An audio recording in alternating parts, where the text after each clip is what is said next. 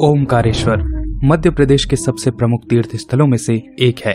ओमकारेश्वर मंदिर का नाम पवित्र शब्द ओम से लिया गया है। यह भगवान शिव के सम्मान में नर्मदा नदी के मानधाता पर खड़ा है। जब इस द्वीप को ऊपर से देखा जाता है तब यह हिंदू प्रतीक ओम जैसा दिखाई देता है। ओम की इस आकृति के कारण ही इसका नाम ओमकारेश्वर पड़ा। यह मंदिर 12 ज्योतिर्लिंगों में से एक है। ऐसा माना जाता है कि यह शिवलिंग स्वयंभू है, जिसका मतलब यह है कि यह स्वयं प्रकट हुआ है। ऐसा कहा जाता है कि शिव ने खुद को एक बार इन विशेष पूजा स्थलों पर 2 लिंगों में बांट लिया।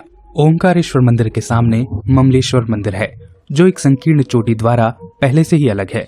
लोगों का ऐसा मानना है कि दोनों मंदिर की कड़ी शिव का एक ही रूप है, जिसने खुद को 2 भागों में विभाजित कर लिया था। पहला ज्योतिर्लिंग ओमकारेश्वर मंदिर बन गया तथा दूसरा ममलेश्वर मंदिर बन गया। ओमकारेश्वर मंदिर से जुड़ी कई सारी किंवदंतियां हैं। एक किंवदंती के अनुसार एक बार देवताओं और राक्षसों के बीच एक युद्ध हुआ था, जिसमें राक्षसों ने लड़ाई जीत ली थी और तीनों लोकों में कहर मंडराने लगा। तब इंद्र ने भगवान शिव का रुख किया और उनसे शांति पुनः स्थापित करने के लिए आग्रह किया। तब शिव नर्मदा के पानी के नीचे से एक ज्योतिर्लिंग के रूप में प्रकट हुए। शिव ने सभी देवताओं के साथ मिलकर राक्षसों से एक भयानक युद्ध किया और तीनों लोकों में एक बार फिर शांति को बहाल किया।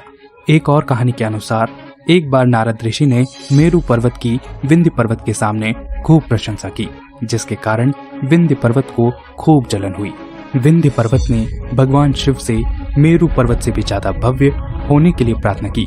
तब भगवान शिव ने विंध्य पर्वत को असीम विकास और भव्यता का आशीर्वाद दिया, लेकिन एक शर्त पर। वह शर्त यह थी कि उसकी ऊंचाई तीर्थयात्रियों को परेशान नहीं करेगी। विंध्य पर्वत शर्त के लिए सहमत हो गया। विंध्य समय बीतने के साथ अपना वादा भूल गया और इतना बड़ा हो गया कि उसने सूर्य और चंद्रमा दोनों को रोक दिया।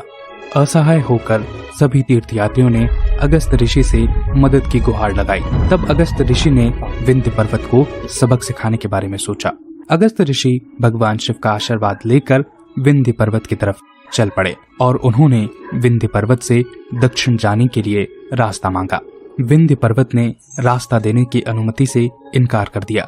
अगस्त ऋषि के पास भगवान शिव के द्वारा दी गई अनेक सारी शक्तियां थी, जिसके कारण अगस्त ऋषि अपना हाथ लंबा कर सकते थे। अगस्त ऋषि ने इतनी जोर से विंध्य पर्वत की चोटी को दबाया कि धरती में दरार आ गई और विंध्य पर्वत नीचे धंस गया। अपनी गलती का एहसास होने पर विंध्य पर्वत ने माफी की भीख मांगी।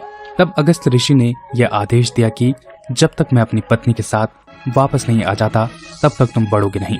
उसके बाद ऋषि कभी वापस नहीं लौटे और इस तरह से विंध्य पर्वत की ऊंचाई घट गई।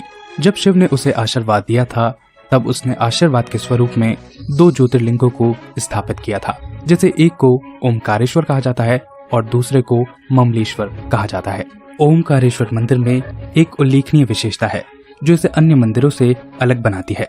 मंदिर में मुख्य शिव ज्योतिर्लिंग गुंबद के नीचे स्थित नहीं है, जहां आमतौर पर देवी देवताओं की मूर्तियां होती हैं। यह ज्योतिर्लिंग जमीन की बजाय मंदिर के शीर्ष स्थान पर अवस्थित है।